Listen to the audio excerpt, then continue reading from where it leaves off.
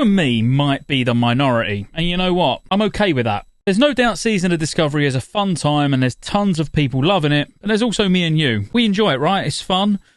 But Cataclysm's still probably going to be the game taking the majority of our time up when it actually launches. Well, actually, before then, because I plan on No Life in the beta, both on Kick and Twitch, so give me a follow on either of those platforms. Cheers. Cataclysm gets so much negative press for a game that hands down has one of the best raid tiers in World of Warcraft's history. Not only that, the fact that you can experience these raids however you prefer it, be it 10 or 25 man, whilst getting the same loot, it's just the icing on the cake. I personally want to be doing both 10 and 25 man when it launches, but the fact that I can have my own little 10 man guild where we raid and have fun every week, and then also be part of a much bigger guild for 25 man, just makes the whole raiding system that much better than what we have had to deal with in the past. Now I know that's just personal opinion, but what are the key differences and why has raiding in general made my top 5 list of things you should be excited for when it comes to Cataclysm? Without assuming why I know everyone still plays Classic Wrath, I do have a sneaky suspicion that if you're spending a lot of time on Classic still,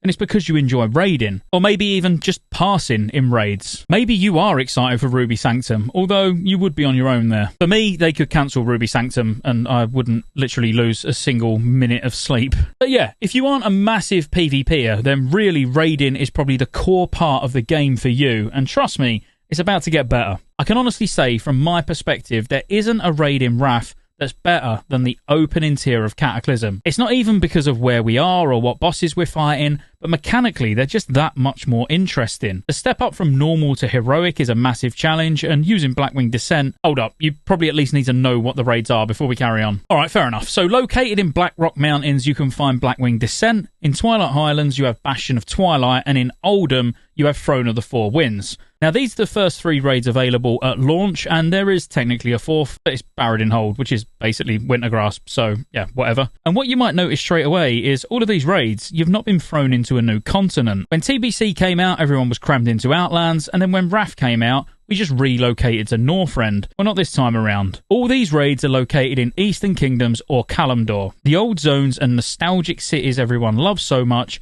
and now the centre of the game again. And I personally love it. But anyway, back to the raids, now you know where they are. Every boss in Blackwing Descent on normal has a decent set of mechanics, and some of them are really unique. Unique to a point where you've seen nothing like them before. Atramedes, for example. He's a blind dragon and you gain a noise bar. As you make noise, you alert him of your presence, and if you fill your noise bar, he knows where you are, and he's going to give you a pretty rough time. The Nefarian fight is absolutely phenomenal, if you're not cheesing it, which, sure, I'll put a video on how to do that at some point. But fighting both Onyxia and Nefarian at the same time, having really interesting mechanics, needing a tank that can kite, needing healers that really are on their game with their mana, because for healers this fight can get quite stressful, just makes it an absolutely phenomenal encounter. And that's just 2 examples out of many. And that's also only 1 raid out of the 3. Raiding in Cataclysm has made this list of my top 5 things I'm excited for, purely because the raiding is just that damn good. Next up would be the leveling. And now, while leveling has never been one of the fun things for me in the game, in fact it's always just that thing that gets in the way of the raiding. If you're like me and you're not a fan of like the vanilla leveling style, how slow it is, jumping from zone to zone constantly, but you like TBC, you like leveling Outland, and you like leveling Northrend, you're going to like the entire leveling experience in Cataclysm, because Eastern Kingdoms and Kalimdor have been completely reworked. All of the quests and the questing areas are similar to what you'd expect in Northrend, where you go and grab a few quests, you get sent to a place, you do them, you go back, hand in, it sends you to the next place. It's a lot more linear. You'll still be doing the same nostalgic quests, but they just made that little bit quicker and a lot more convenient. And when it comes to leveling as well, at the moment, if you see a rare mob, you kill it and it drops a green that's absolutely useless and you're not going to equip. In Cataclysm, the rares actually give a substantial amount of XP. In fact, you kill 1 rare and it gives you around the same amount of XP as completing a quest at that level would give you. So finding all the rares that you can are super important. And actually, on the last Fresh Cata server I played on, one of the guys in the guild absolutely raced away from everybody on the server just by knowing where all the rares were and running around and just killing them all. He didn't even quest, he just ran around killing rares pretty much all the way to like 60. So it really is a substantial amount of XP. So using something like Rare Scanner, or if you already use Rested XP for leveling, this has actually got a built-in rare scanner anyway, so that would be my preference. Then you want to use them, because you do not want to miss a rare when you're leveling. But the leveling experience for me actually now starts from level 1. And what I mean by that is because I'm not much of a fan of the vanilla leveling experience, it's always refreshing as soon as I get to 58 and get in Outland. Now, it's like you're in Outland, but from level 1. If we were to add on top of the fact that you don't need to run all over the world picking up instance quests anymore, because as soon as you walk inside the instance, you can pick the quest up, that even just makes jumping in a dungeon using random dungeon finder on your way up even more enticing, because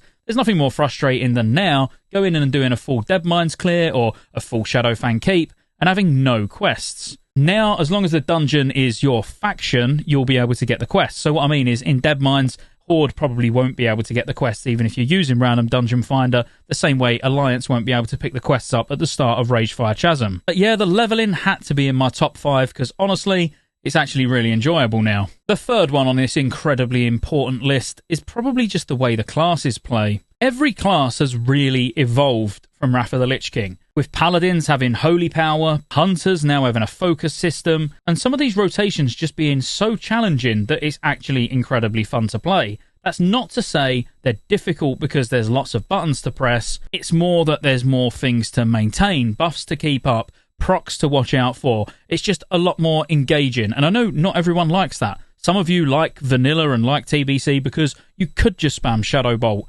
You're not going to get away with just spamming Shadow Bolt. Some classes are easier than others, don't get me wrong, and we will be looking at the easiest to hardest classes to play in future videos, so if you're going to be playing Cataclysm, absolutely hit that subscribe button before you go anywhere. But the classes just feel rewarding, and actually, out of all of the different versions of the game that I play, Cataclysm also feels extremely well balanced in PvE, where certain classes excel on certain fights, but everyone can be competitive as long as you know how to play. Many people have said to me, what's the top DPS? What's the bottom DPS? What class should I play to, top meters on every fight? I'll tell you the same as I tell all of those. Anything that you want to play, you will be able to top meters on if you're better than the people you're playing with. Of course, there'll be a meta. Of course, people will work out that actually stacking Unholy DKs at the start is going to be really strong.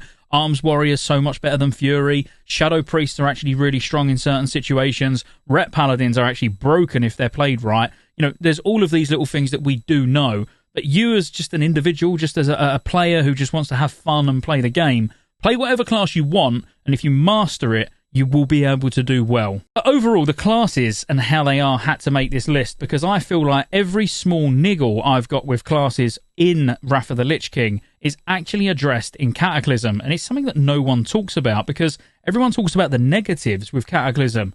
But the fact that Hunter is so much more fun with a focus bar than a mana bar, and Warlocks don't need to worry about keeping ridiculous amount of soul stones to be able to do anything with, and the tanks having actual rotations and being able to actually put out big damage, and the healers, like healing in Cataclysm is incredible because you really have to be on your game. You've got to manage your mana. Healing is no joke in Cataclysm, which is something that I really like as someone who likes to heal a lot. But overall, across the board, every class in Cataclysm feels better than it does in Wrath of the Lich King. The next one is the guild system, and if you haven't seen my video recently about the guild system, or if I haven't actually posted it yet and I've done this one first, I'm just going to stick a segment from that in here which will go over everything you need to know about the guild system because ultimately I think the change to how guilds run, how guilds operate, perks, rewards, is probably one of the best features of Cataclysm. Starting with the basics, nothing's really changed in terms of how you form a guild. You still need to purchase a guild charter, pay the 10 silver and name the guild what you want, and then run along and get some signatures. You as the guild master will be the first, and then you'll need 4 additional signatures, so it doesn't take too long to actually get a guild together. Once you're part of a guild, you'll notice there's a nice new UI. First of all, you can see the name of your guild and your guild's crest. You can see what level you are and how much XP you need for the next level. The guild news and events are all in one place. Now, events can be things from people dinging level 85 or the guild earning achievements. And right at the top, you'll have your guild message of the day. If you had any upcoming guild events used by creating a guild event on the calendar, that would also show here. So really, for everything to do with your guild, who's joined, who's dinged, who's got new items,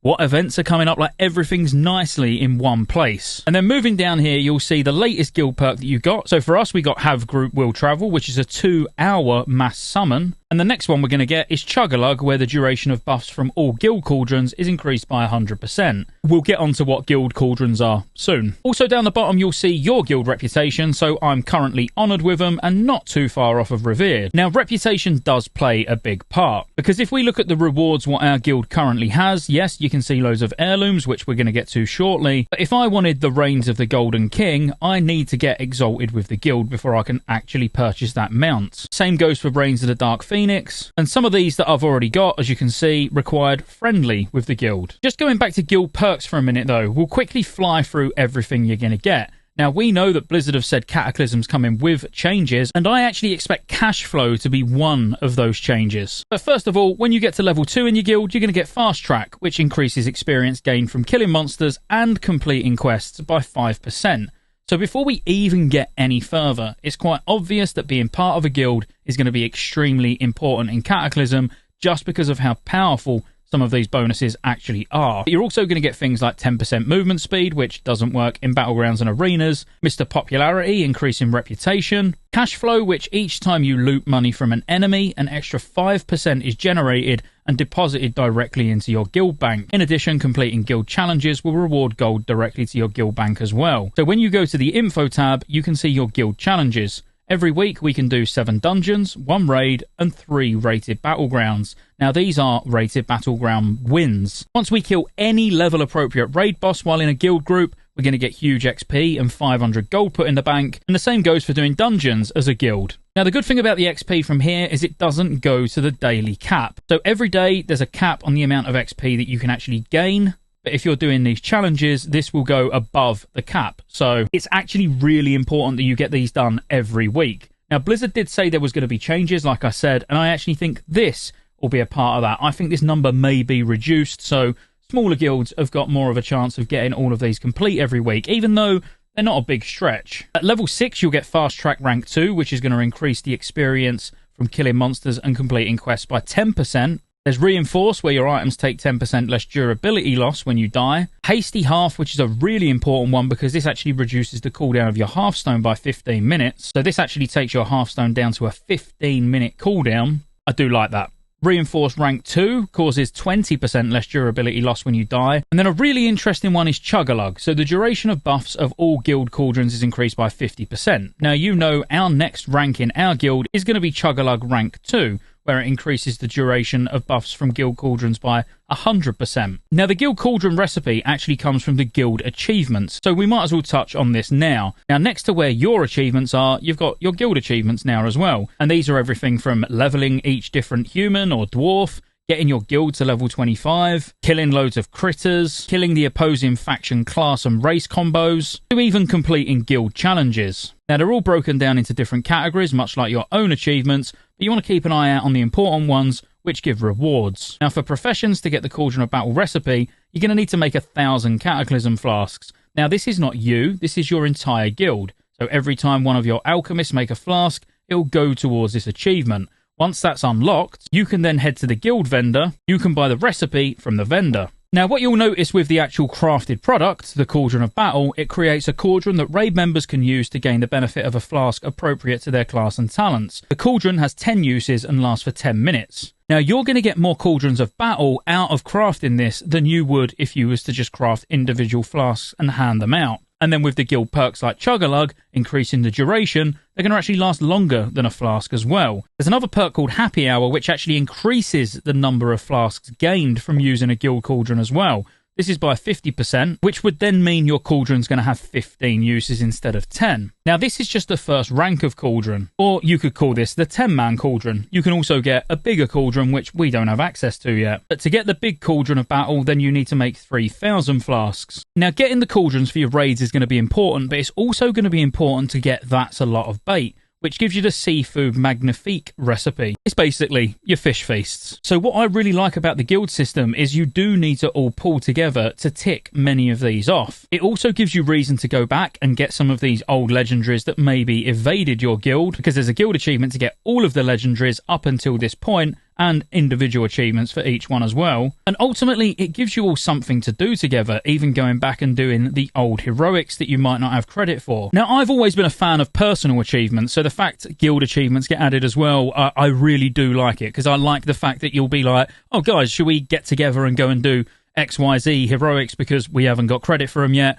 It's nice, and it actually gives you reason to play with people from your guild outside of just logging on for an hour to raid. But going back to the perks and now just picking out the important ones, you can get mobile banking, which summons a guild chest on a 1 hour cooldown. This is at level 11. You get the next rank of Mr. Popularity. You can get increased honor gained at level 13. You can also get an increase to the chance to gain a skill when you're crafting by 10%, which really good for crafting professions on alts. The Quicken the Dead is an extremely noticeable one, which increases health gained when resurrected by a guild member by 50%.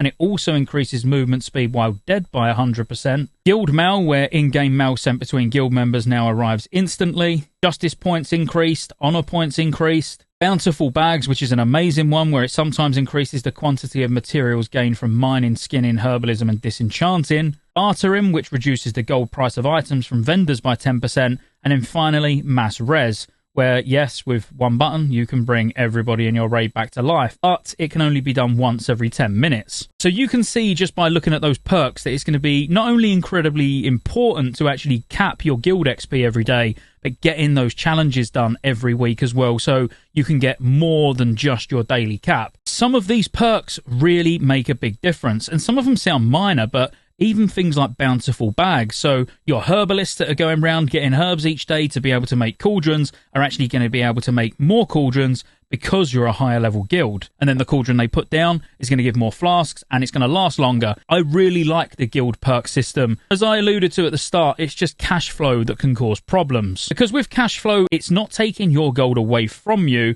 Instead, it's generating extra gold. So every time you kill something, let's say it dropped 10 gold, it's actually now going to drop 11 gold, and you're still going to get your 10 gold, but 1 gold is going to go into the guild bank. Now, what this causes is people just making massive guilds, spam inviting everyone with add-ons just to be getting all the benefit of cash flow, and then that gold will probably be sold on dodgy websites. I do like the cash flow perk though, because really, as long as you've got cash flow available, then you should be able to have guild repairs turned on, because as long as people are out actually doing stuff in the world, they're then going to have a constant generation of cash into the guild bank for them to then repair with. So I don't know how they could change it, but I do see the negative side to it, even though I do like it myself. Now, that's all the perks and like the main guild screen. Next up, how the roster looks. So you can see who's online and what zone they're in. You can filter everything by guild status, activity, even achievement points or professions. Now, this in particular is a really good one, because being able to just filter by professions and then go, I need a scribe, you can see all of the recipes that can be made by people in your guild.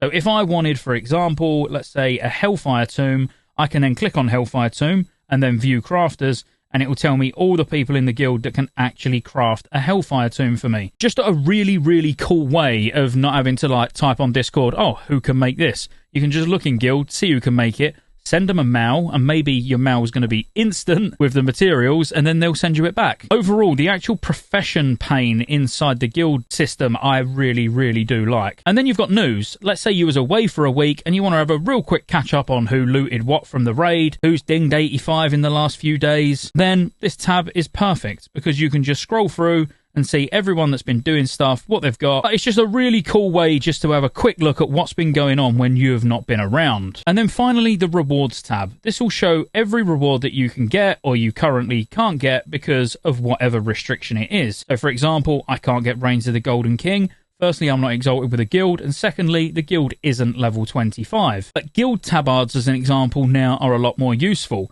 because you actually increase the amount of reputation that you're going to get wearing each different level tabard. But of course, what most people are going to be interested in is all the new heirlooms, which is legs, capes, and heads. And most of these actually just come from guild leveling. So at level 20, you unlock the heirloom helms. At level 10, you're going to unlock the cloaks. And then actually, when you get working as a team, so this is getting every profession maxed in your guild, that's then going to open up the heirloom legs. Now, even though you can see them all in this pane, you can't actually buy them from here, of course. You do need to visit a guild vendor. The good thing is now in Wrath Classic, we've got the heirloom tab. Once you've bought it, it will go in your collections tab and you can use it as many times as you want on multiple different characters. Where actually originally in Cataclysm, that wasn't the case. Now, you're probably thinking, well, how do you actually get guild reputation? Well, guild reputation is actually not too difficult to get. Anything that grants guild experience also grants you guild reputation, but the guild rep is also on a weekly cap. So there is no way just to rush to Exalted because you are going to be limited unless Blizzard remove that restriction. But completing quests, rated battlegrounds, participating in guild raid boss kills, or even earning guild achievements all go towards your reputation. So like I say, the easiest way to think about it is anything that gives guild experience is going to give you guild reputation. And then when it comes to what gives guild experience, it is just everything you would expect. Completing quests, or even doing dailies, killing dungeons and raid bosses, and even winning rated battlegrounds as a guild. Like, you need to be in guild groups, but basically just get a dungeon group together and go and spam and you'll watch the bar go up. Or go around doing your dailies or quests or whatever you need to do. Ultimately, it's not a quick process getting your guild leveled up to 25,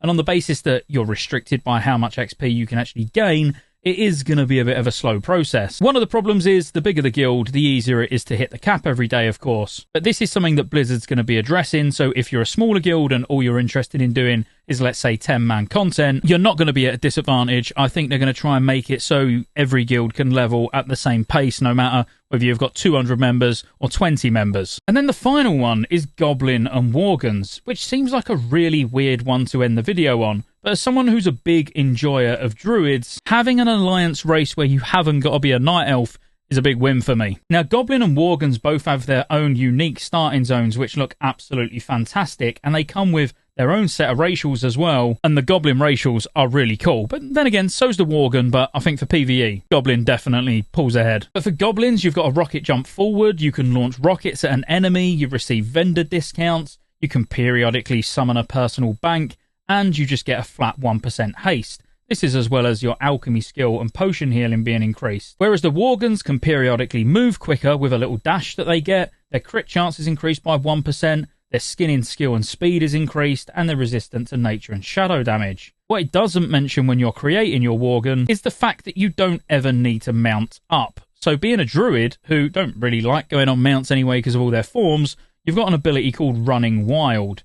Running Wild is a 1.5 second cast, and you literally move at mount speed because you're running wild. And Dark Flight, by the way, is the temporary little sprint, which is a 40% movement speed increase on a 2-minute cooldown, and it lasts 10 seconds. Now, I know I've mentioned it, but the starting zone in particular for Goblin is absolutely immense. I'm not normally a fan of the starting zones where you feel locked into them, but the Goblin and Worgen zones are really cool. And on the basis we've not had a new race, since we had Draenei and Blood Elf added, and I know we got Death Knights with Wrath of the Lich King, but actual races, these are the first one since TBC. And honestly, playing my priest as a Goblin is definitely enough to keep me as Horde when Cataclysm Classic launches. And that's my top 5. I hope you enjoyed it. Tell me what you're excited about for Cataclysm. I know there's a lot of people that are not excited. I know we got people commenting on this video like, no one's going to play Cata, oh, it's dead on arrival and all of that, but I don't care. I'll be playing it. I'll be making videos. If you're going to be playing it and you're wanting to consume videos, this is where you want to be. So again, subscribe, like the video, and I'll see you on the next one.